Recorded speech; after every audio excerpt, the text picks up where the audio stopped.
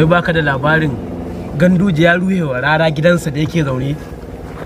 Ni dai wai nake ji wai an rushe wa Rara gida. In dai fa Ganduje da sa hannunsa aka rushe wa Rara gida, gaskiya ba ai wa Rara adalci ba. Ya ma san inda zai gina masa wani. Ayo abba waya fa yanzu fa gaba ɗaya ba wani kwari ne da ba. Lafiya ka? Lafiya abba waya. Lafiya dai ta samu alhamdulillah.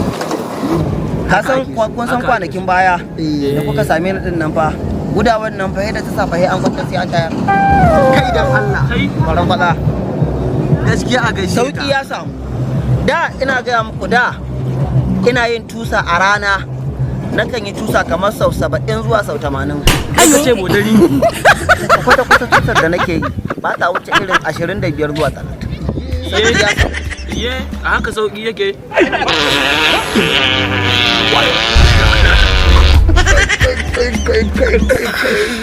Ayo. No. Sauki ya samu. An samu sauki. Ya dai ma ya kai.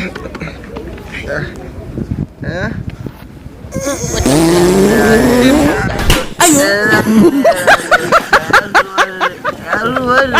Allah ba mu alheri. Allah haɗa kowa da rabon sai ayo sauki ya samu.